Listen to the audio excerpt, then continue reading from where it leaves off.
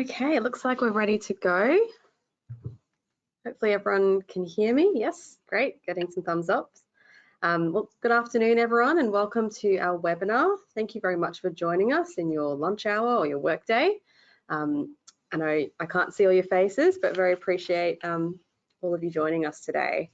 So as you're aware, today I'll be speaking about child support and giving a bit of an overview into helping you all understand a bit more the intricacies of child support. But first, a little bit about myself and Michael Lynch Family Lawyers. My name is Caitlin D'Souza. I'm a solicitor here practicing at Michael Lynch Family Lawyers.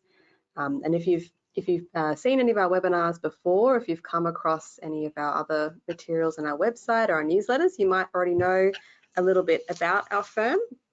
But for those of you who don't know, I'll just give you a little bit of a background into what we do and who we are. There we go. So this is a bit about me and the kind of areas that I practice in.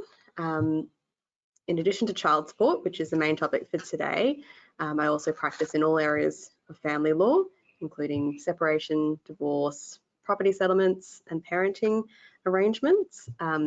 In addition to child support, there's also matters such as spouse and adult maintenance issues and applications that we look at, and also in domestic violence and personal protection matters.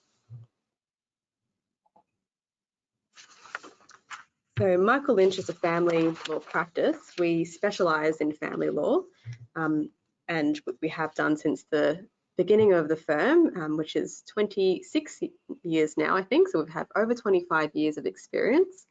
And as you can see there, we've got a number of lawyers with our firm, 9 lawyers and 4 family law accredited specialists. So a lot of experience, a lot of knowledge here that we can hopefully bring to our clients and help them move through some of the difficult parts of their lives.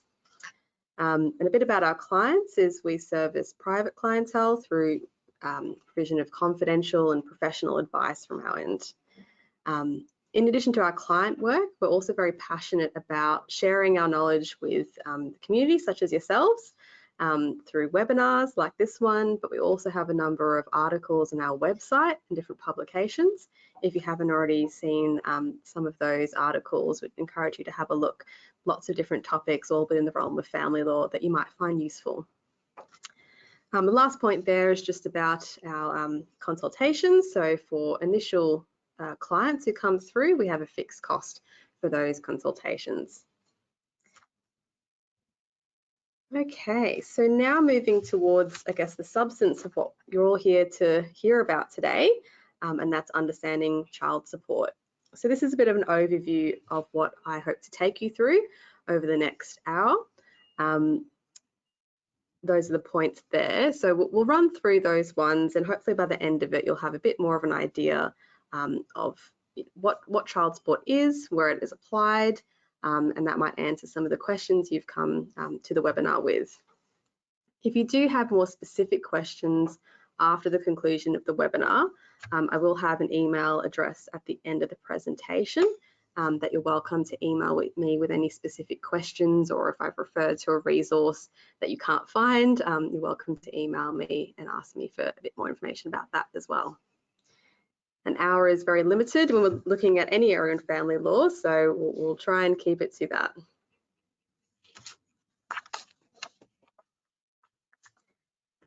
Okay, so let's start with some of the basics, the who. Who does child support relate to and who administers it? So the child support scheme aims to ensure that children receive an appropriate level of financial support from parents who are separated. And that's where we come in when parents are separated most of the time. Services Australia, they are the body that administer it. They have the responsibility of doing this, and they work within the child support legislation to administer child support, but also to develop and improve child support policy. And their aim is always to try and deliver it in the most effective way that they can. Services Australia are also the department that provides services to parents and carers. They will assist parents to make an application for child support. and they are also the body that collects payments and facilitates the transfer or payment from one parent to the other of those payments.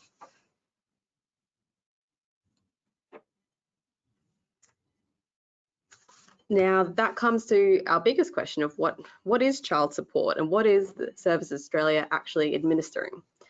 So like I mentioned before, it's through Services Australia, and it's not actually through the family courts. So within family law, there's quite a few different bodies that are involved, and the family courts are involved in a lot of other aspects of family law, but for child support, that is determined through Services Australia. I will talk a little bit later in the presentation about circumstances where other bodies might become involved. But for the most part, we're looking at Services Australia. Services Australia used to be called the Child Support Agency, and so you may hear it referred to as that as well. Now, I mentioned before that Services Australia assists parents to make that application for a child support assessment. Now, that doesn't happen automatically. One parent has to make that application to Services Australia. Services Australia doesn't automatically contact parents upon separation, even if separation has been advised to Centrelink or another body. There's no automatic instigation for that.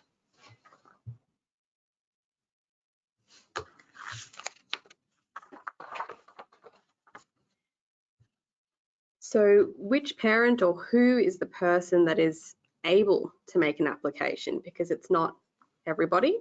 You have to be an eligible person, and there has to be eligible circumstances to make a child support application.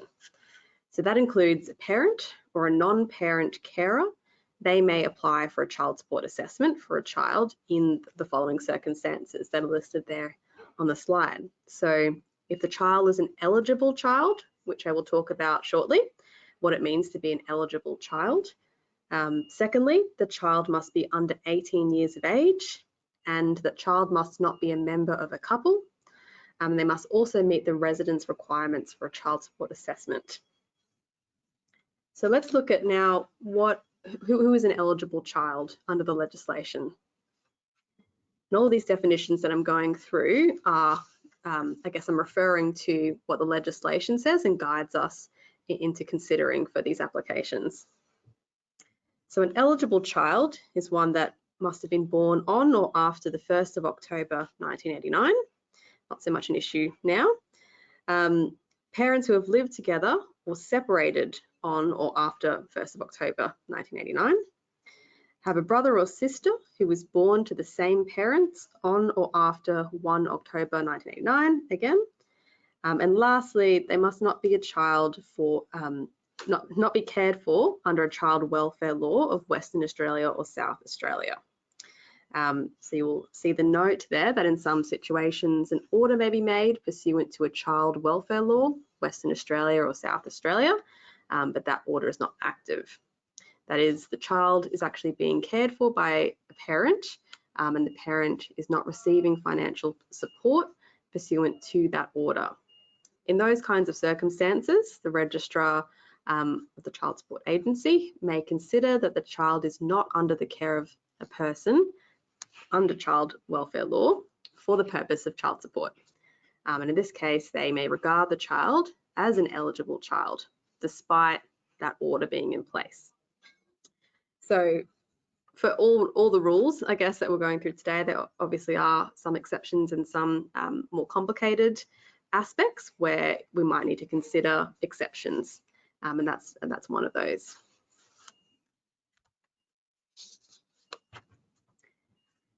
This is probably the question I get asked most. Most people jump to this question. They want to know how much child should be paid, and whether it's dependent on different circumstances. This is what most people want to know, most separated parents who come to see us. So these are the 4 factors that we're looking at.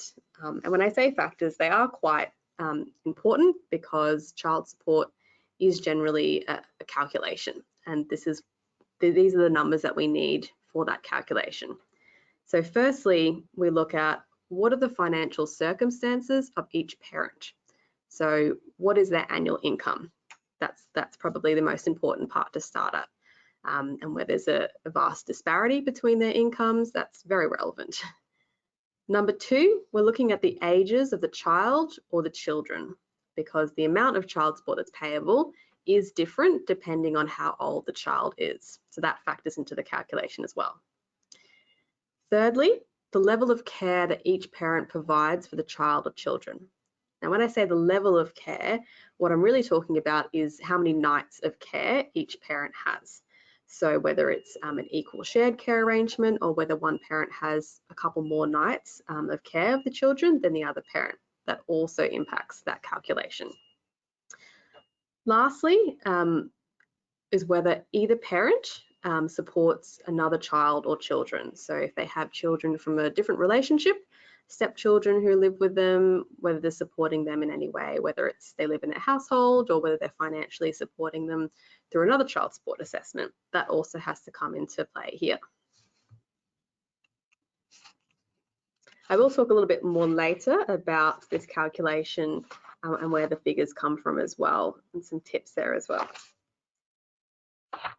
But before we get too far down that track, we've talked about what is used to calculate child support and who child support relates to, but when does this end? When does this assessment or this obligation to pay child support end?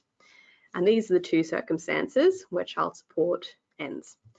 Either when a child turns 18, or if they do turn 18 but they're still attending secondary school, it's until the end of that schooling year.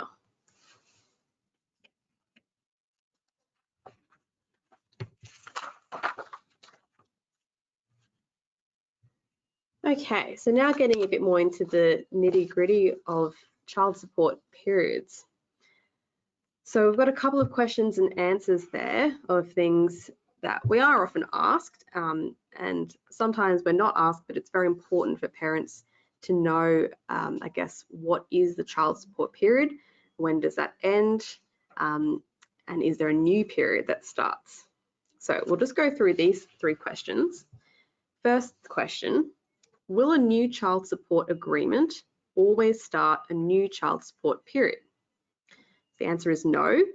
Where there's an existing case, a child support agreement will start a new child support period only if it affects the rate of child support payable.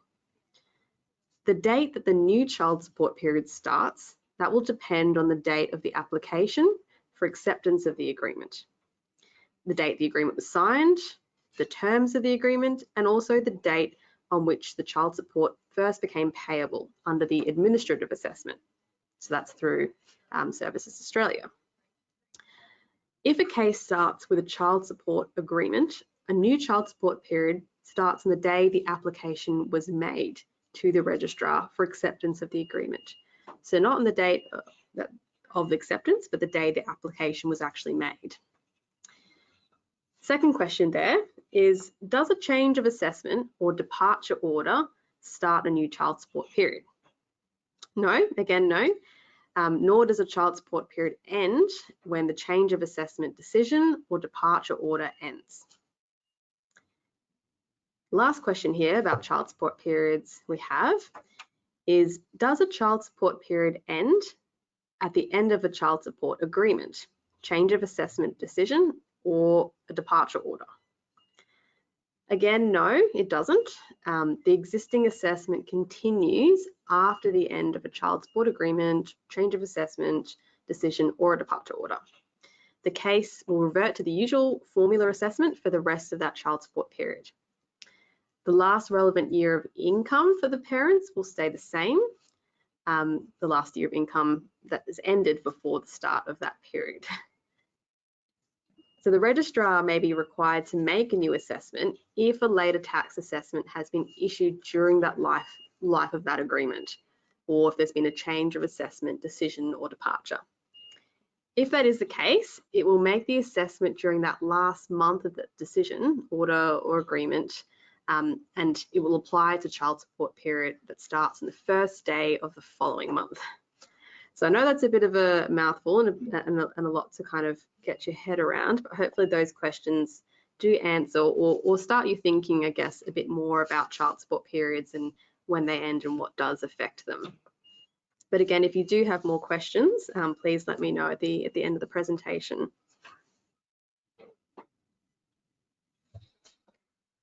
Okay, so we started talking about that calculation of what is child support, how do we calculate it, and what is involved in that formula. So like I mentioned, it is a bit of a formula, and there are really numbers and a calculation involved. All child support payments through the agency are calculated according to the administrative formula through Services Australia. And that formula uses the 4 factors we mentioned earlier, but primarily looks at their income of each parent. And it's also based on research about the cost of raising children in Australia. So that's how it comes up with, I guess, a stock standard amount for a child at a particular age. So those are those 4 points again. The formula uses the combined income of both parents. It excludes the self-support amount from both parents' incomes and then treats them in the same way. Thirdly, it calculates the payments for child support based on the cost of raising children according to the incomes of both the parents, so that combined income. And lastly, it recognises both parents' contributions to the cost of their children through care. So through them ordinarily living with them a certain number of nights, that's relevant to think about what kind of contributions they're making in that respect. So regardless of this particular formula, parents can also choose to negotiate their own arrangement through a child support agreement. And this agreement can specify the amount of child support to be paid, the frequency of the payments, and the method of payment. However, it still must meet the requirements of the legislation in order to be accepted by Services Australia. If it didn't meet these requirements and it wasn't accepted by Services Australia, parents can still pay to each other parent what they might privately agree, but it wouldn't be administered or recognised through Services Australia as a child support agreement.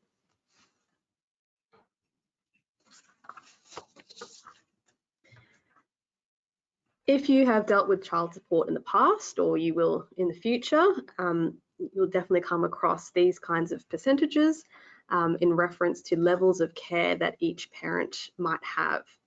So when I spoke about previously what nights of care each parent might have of the child or children, these are the relevant percentages that, I guess, affect the formula. So we have below regular care, the Services Australia considers that to be 0 to less than 14%, so 0 to 51 nights per year. Regular care as 14% to less than 35%, 52 to 127 nights of the year. Shared care, 35 to 65%. Primary care is more than 65%, up to 86%. And that last 86 to 100 is above primary care. So that child support payment would change within each section. But if you're within that section, if it's changing by a couple of % within that same range, it's unlikely to change too much unless there's other factors involved.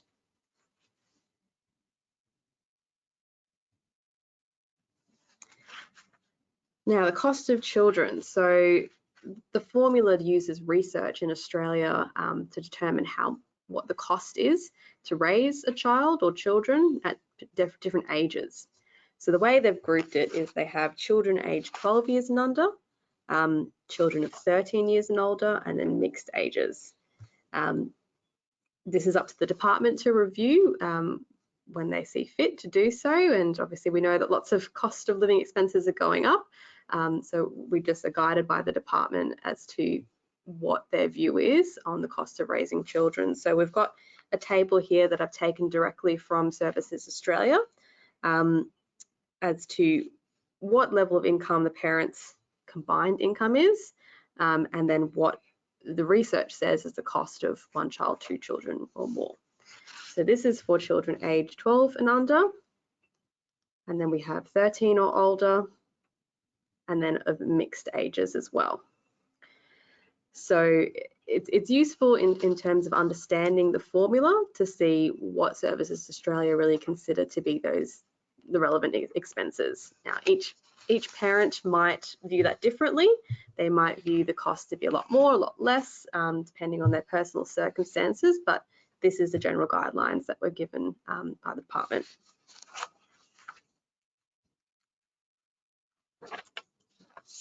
Okay. Now, in using this formula, generally for the assessment that's undertaken by Services Australia, this is all calculated by them separately. But for parents who want to know what that formula would say or what they would be required to pay or be paid without having to go through an assessment, this is a really great tool that I recommend all of my clients to have a look at. It's on the website for Services Australia. Basically what you do is you plug in the income of each parent, how many nights of care each parent has, all the details that we previously mentioned, and it comes out with a figure of, based on that information, this is how much should be paid by who. And so that's really useful for parents who are separating or thinking about separating in those initial stages, who don't have a child support assessment yet and might not be prepared to make that assessment as yet, and just want an idea of what would they be paid if they did do the assessment. Sometimes it's a lot higher than people expect, or sometimes it's a lot lower than people expect. So it's good to have those expectations by doing that estimator first online. Now, this calculator doesn't start any kind of assessment or application process. It's just a tool on the website to be used by the general public.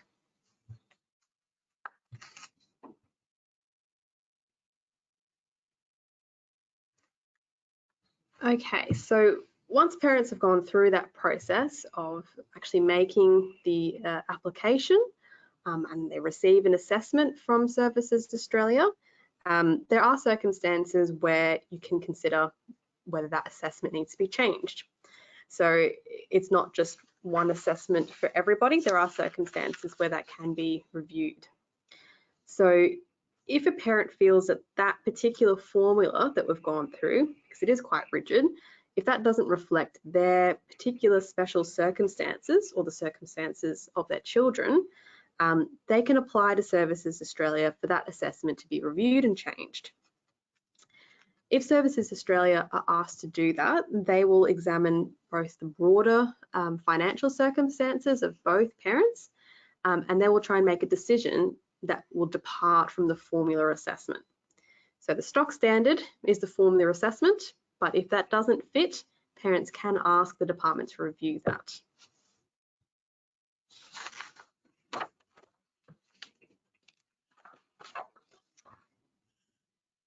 So the department does recognise that that formula doesn't always cover everything for children and doesn't cover payments for particular things. So non-agency payments also plays into that matter. Non-agency payments allows payments to be made by a parent to a third party in lieu of child support. So I've got some examples on the next slide that I'll go through as to what is an agency payment, what kind of payments can be considered. But these payments, these non-agency payments, can be made directly to a payee of an enforceable maintenance liability or a payee of a carer liability. And secondly, it could be that the payment to a third party is in discharge of a debt owed by the payee of the enforceable maintenance liability or carer liability. The payer, or both a non-cash transaction, such as a transfer of property or the provision of services, taken to be the amount paid under the enforceable maintenance liability or carer liability. So to use non-agency payments in lieu of child support, the paying parent must have less than 14% care. So you'll remember back a few slides ago, we had that table talking about the different levels of care that each parent might have and how that might affect the payments to be made. So if a parent has 52 nights or less a year with their child or children, then they can seek that these non-agency payments be credited against what they're assessed to pay. Now, you can only do that for up to 30% of that assessed amount. So if you're assessed to pay $600, only $200 of that can be put towards non-agency payments.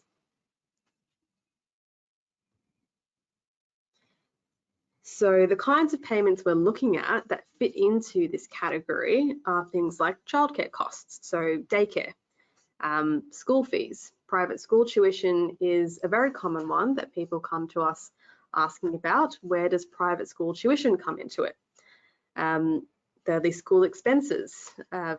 From experience with my clients, I can see that school expenses can include anything like technology and laptops now as well, and that can be a cost that is quite scary to parents in committing to those costs moving forward and not knowing how they're sharing that with the other parent. Essential medical and dental items such as orthodontics, another very expensive one. So if a parent is making those payments and they do have that less than 14% care, they can credit some of that payment towards their child's braces or whatever it might be towards what they're already assessed to make.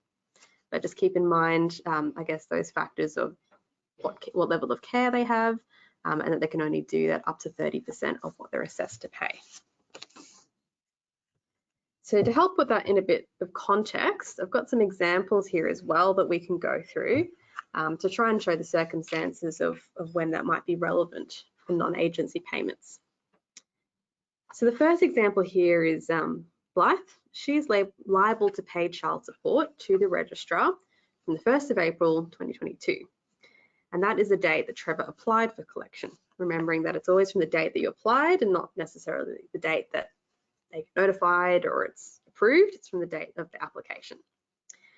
So on 13 April, Blythe asked the registrar to credit $200 that she paid directly to Trevor, and she paid that on 30 March 2022.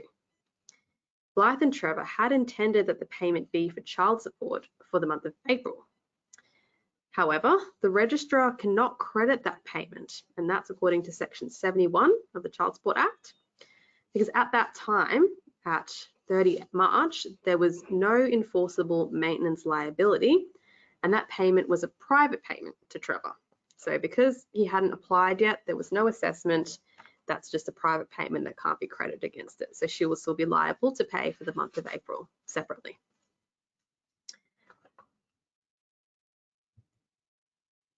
Okay, we've got another one here. This time we've got Morris. Morris is liable to pay child support in $200 per month to the registrar, and that was until Petra opted for private collection on 1st of May 2022.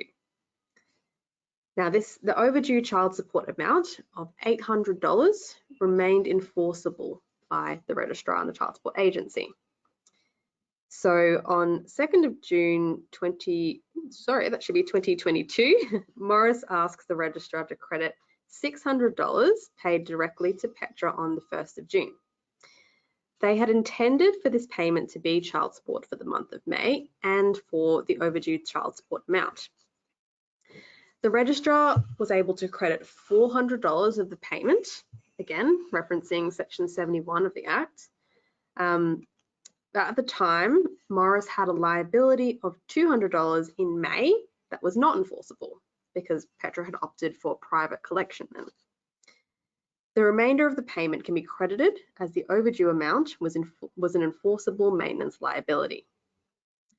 So, summary, the registrar cannot credit a non-agency payment against the liability that is an agency reimbursement liability. So things do get a bit more complicated when there is that overdue amount. Now this is also relevant for New Zealand child support assessments. New Zealand cannot credit non-agency payments against their liability.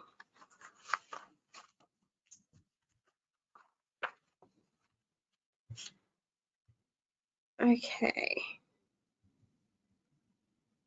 Alrighty, on to the next one.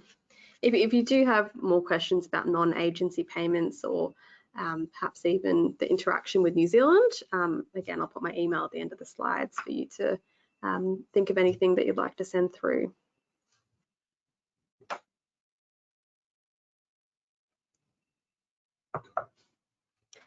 So in looking at child support, there can be a lot of particular terms that are defined within the legislation but might not be, I guess you might not already know what these terms mean unless you're looking at the legislation.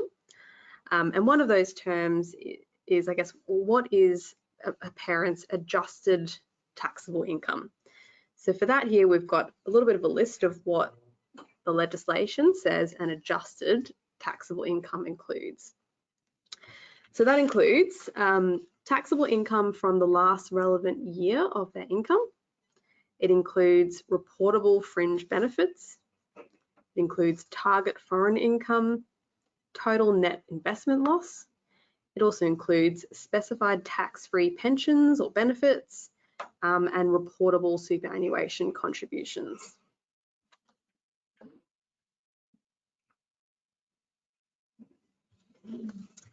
You might have picked up in one of our previous examples just there that I mentioned, I think it was the example with Petra. She had opted for private collection as opposed to the registrar collecting child support payments. So as you might have guessed, or you might already know, there are lots of different ways to collect payments for child support. That can be done privately, and a lot of parents who are more amicable, they might choose to collect privately. However, there is the option as well for Services Australia to collect that payment, and then they transfer the payments on the parent's behalf. So this is especially important when payments are not made voluntarily. Ideally, it is great if parents are making those payments voluntarily, but there are always those circumstances where it might not be agreed, it might be disputed, and we rely on Services Australia to make those payments happen. And so Services Australia do have a range of powers that enable them to enforce the collection of child support. And they've got a number of ways to do that, which I've listed here on this slide. So those options include that they can deduct the child support amount owing directly from a parent's salary or wage. So they would, I guess, be in contact with that parent's employer, and it would come directly from them before the wage is paid to that parent. They can intercept tax refunds. As a government department, they're able to take that child support amount or owing amount before the parent is paid the rest of the refund. Thirdly, they can collect it from third parties such as a bank, so directly from their bank. Each one of these options does get more complicated and perhaps takes a little bit more time as well, but they are still available there. We've also got these last three: deducting payments from social security payments and other government payments, so before they receive their Centrelink income. This one maybe not so common, I guess, when considering we're balancing out what each parent's income is, and if both parents have a very low income, that's also factored into it. But if there is a payment that is to be made, that can be deducted from social security payments. Thirdly, they can prevent someone from leaving the country without paying a debt or making a payment arrangements to pay off that debt.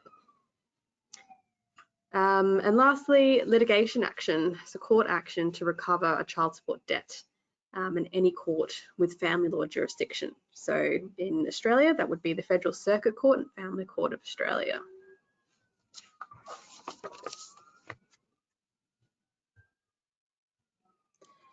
So while Services Australia does have the power to seek that someone doesn't leave the country without paying their debt to child support or making suitable arrangements, there is always the circumstance where a parent is already overseas, whether it's the paying parent or the carer parent who's to be paid. So a person can still be entitled to child support if they or the other parent lives overseas. Whether they're entitled to the payments and whether those payments can be enforced, of course, is a different question. But yes, they can be entitled to payments. Much like some other areas of family law, Australia operates under the range of international arrangements with other countries for child support. and we have cooperative arrangements with a number of Commonwealth and European jurisdictions, and we call these reciprocating jurisdictions. So that can assist us in, I guess, when a parent is living in that jurisdiction, that can help us in looking at getting those payments paid. Services Australia can assist parents with these international child support arrangements, of course, depending on the individual circumstances. While they do have extensive powers, it is limited to what they can do. But what they can do might include applying for an Australian child support assessment, registering a maintenance order or assessment or agreement from another country. So, for example, if there was an order from the UK or another country, Child Support Agency in Australia could work with the parent to have that recognised here so it can be enforced here. Or they can also look at getting an Australian court order that essentially forces the other parent to pay child support.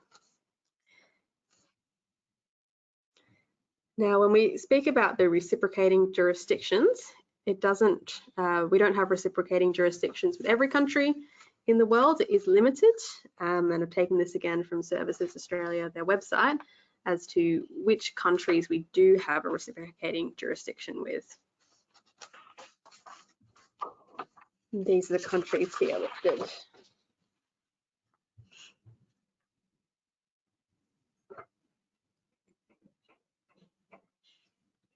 Okay, so now we're moving to the other end of, I guess, child support assessments and looking at what happens if, a parent wants that agreement or, that assessment reviewed, or if they object to the assessment.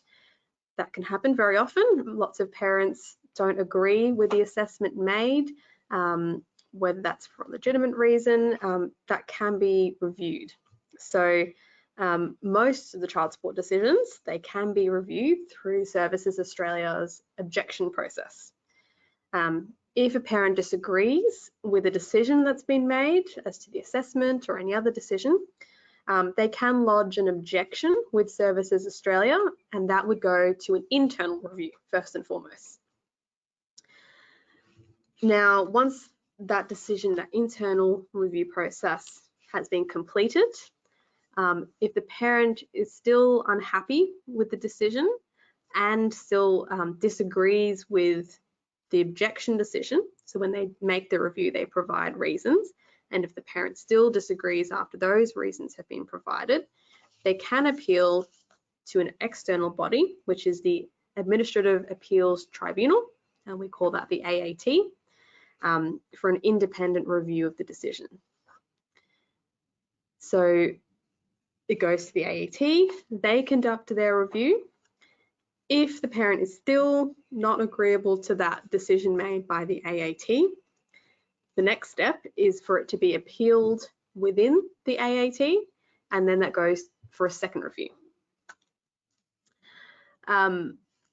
After that, after it's been through the internal process and the 2 reviews with the AAT, if the parent is still seeking that to appeal that decision or for it to be reviewed again, the only other option after that is to appeal to a court due to an error of law. So not just because the parent is unhappy with the decision, they have to show that there's been an actual error in law in the AAT making that decision.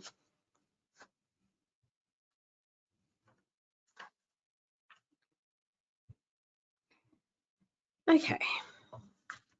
So now we're getting into the area, I guess, of where the courts are involved. Previously, we're looking at the department being the main body involved, right from the get-go, from when you apply for the assessment, right through, I guess, coordinating the payments, right up to this review process after the AAT.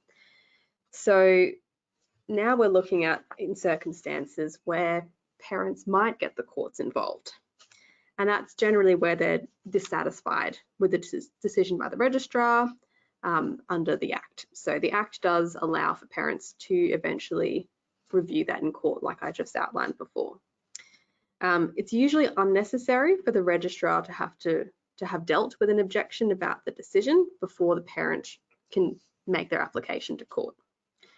A court dealing with the parent's application under the Child Support Act must have jurisdiction to do so, and must have jurisdiction to deal with child support matters. So it's not just any court that they can appeal to. It has to be a specific court with jurisdiction. And for us, the courts with jurisdiction here are the Federal Circuit and Family Court of Australia, and also the State and Territory Magistrates Courts. The Family Court of Western Australia is separate to our Family Court in Queensland. That's also relevant for residents in Western Australia. Now, as I mentioned previously, and we have some more information as well, the AAT Act sets out the court that person can appeal to from a decision of the AAT. So for us, this is the Federal Circuit and Family Court of Australia. But for more information about where to next, you're guided really from that AAT decision.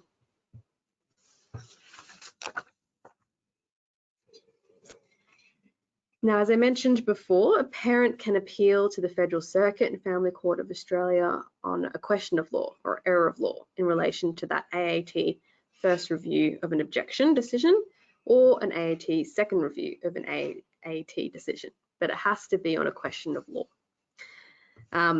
So where that first AA review decision did not involve an AAT presidential member, a person can choose to appeal that first review decision directly to the Federal Circuit and Family Court of Australia. But if it did include a presidential member, you have to go through that second review within the AAT. The AAT can also refer a question of law arising in a proceeding to the Federal Circuit Court and Family Court of Australia. So they might make that decision without the parents specifically reviewing it to the court. In certain circumstances, a parent can also apply directly to a court for a change to their child support assessment because of special circumstances. The court may make other orders affecting a child support case, including orders about child support agreements, stay orders, and orders against a payee for the repayment of overpaid child support. The court may also make orders under the Family Law Act, which is separate to what we've been referring to as the Child Support Act, that will affect a child support assessment. These will include orders relating to care of a child. So the Family Law Act is one that deals with parenting arrangements and other matters related to custody. So that's where that kind of interaction comes into play there.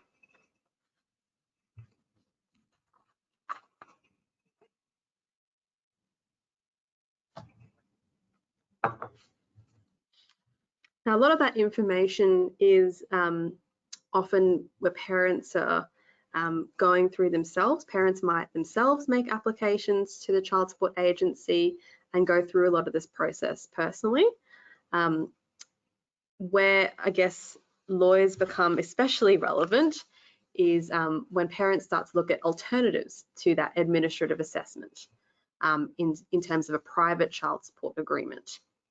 The two types of options parents have when looking at a private child support agreement is number one, a binding child support agreement, and number two, a limited child support agreement. And I know that names that do sound quite similar, but they are quite different, which I'll go through now. So firstly, for the binding child support agreement, for this to be put into place, both parents must have their own independent legal advice. And that's something that we at Michael Lynch Family Lawyers do offer, both in giving that advice about the binding child support agreement and also drawing up these types of agreements. Now, the support amount for the binding child support agreement, it can be for more or it can be for less than what they would have been assessed to pay through the Child Support Agency. So that tends to be one of the reasons why people might choose this option is if they're wanting more or less than the assessed amount. Otherwise, they may just very well go with the assessed amount. And lastly, a binding child support agreement, it can contemplate the payment of a lump sum of child support rather than that periodic payment, which is what is usual through the child support agency.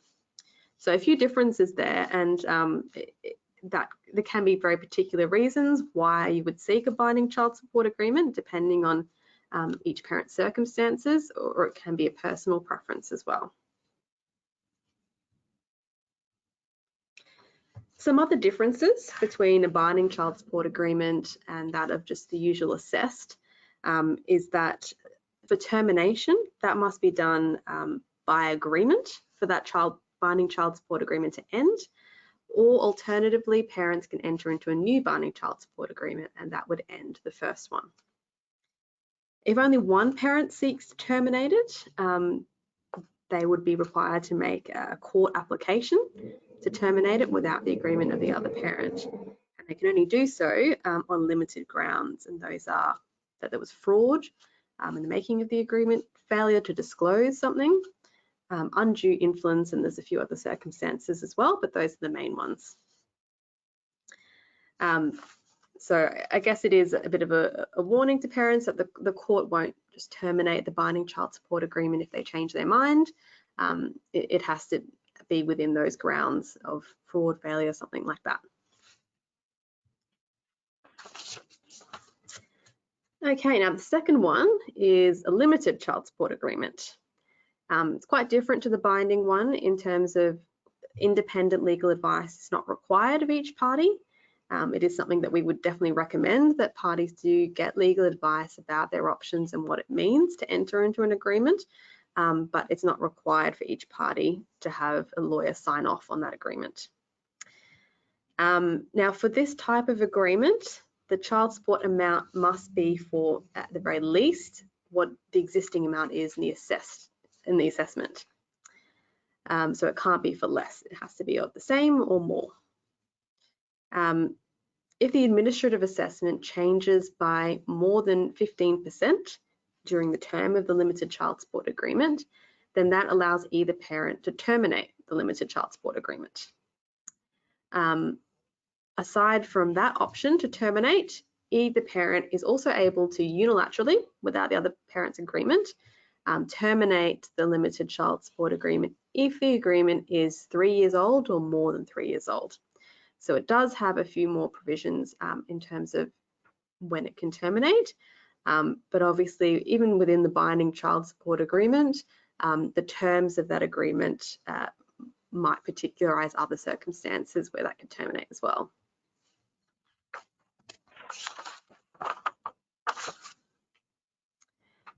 Okay, so that's coming to the end of the substantial side of what I wanted to share with you all today, and I do hope that that's been useful, that overview. From my experience in working with child support and clients and dealing with various child support issues, these are a few of my tips in looking at child support. So firstly, there are a lot of great resources online. As I mentioned, the calculator, the estimator on Services Australia website is a crucial tool for me, and I think parents to have a look at, so just to understand what they're eligible to receive or to pay, and information really is a key aspect in moving forward with child support. And the second resource that I also recommend, if you have a Google of the Australian Government has a publication called The Parent's Guide to Child Support. I find that really useful as well to have a read of yourself or to pass on to any clients that you might have with these kinds of issues as well. My third tip is if the parents are amicable, it can be a great idea to discuss options about that child support assessment and the amount and how they wish to collect it. But always be aware, as a lawyer, this is something that I will often be saying, but don't just rely on a handshake. It is important that if you do reach an agreement, it's always a good idea to get legal advice as to what options you might have to enforce that. If Services Australia are involved in your matter, in the parent's matter, it's ideal to have this limited to just the assessment. So just that they're making that assessment If you can do private collect and things like that, that's obviously more ideal between amicable parents.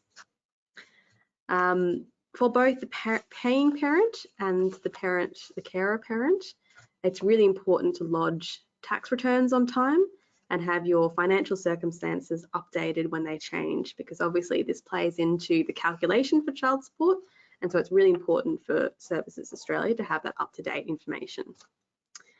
Tying into that about keeping up-to-date information, it's a good idea to keep really accurate and detailed records about your interactions with Services Australia, when you get a phone call from Services Australia, what date the application was made, but also your interactions with other bodies as well. Keep track of what your time with the children is at different points in time. If that changes, it's good to keep a record of how many nights of care you had during which periods. Thirdly, additional costs paid by you. So we spoke a bit about non-agency payments. If there are additional costs that either parent is making, keep receipts, keep records of those as well. And also keep track of payments made by one parent to the other, whether you're receiving those payments or making those payments. Obviously, bank statements are great for that, but do keep track of that as well and keep a record of what is being paid. Next one might seem obvious, but try to avoid arrears occurring. That can complicate things and not an ideal circumstance to be in. And the last one, I guess, ties into lots of different things that I've spoken about today, but get legal advice and help early on if any issues arise. There's lots that we can do to help parents navigate through this complex area, but it's especially much easier on parents if that happens earlier on. Can avoid lots of stress and lots of running around in circles. So hopefully we are useful. If clients would like to reach out, or if yourselves would like to reach out with some extra questions, we have a wealth of knowledge here and hopefully can answer some of those questions. Now, as promised, here is our email address. So if you do have questions or you can't find any of the resources that I've mentioned on the previous slide, do reach out and let me know. I'm happy to answer any of those or send you some of those resources. If you have any feedback about this webinar or any other comments that you have, please feel free to let us know as well. And as mentioned on this slide, we do have a number of different resources, including some past webinars on our website. So please do have a look and might see you at our next webinar. But thank you very much for joining me today. And we might meet again in one of our another webinars, but for the moment, we'll leave it there and I'll say thank you.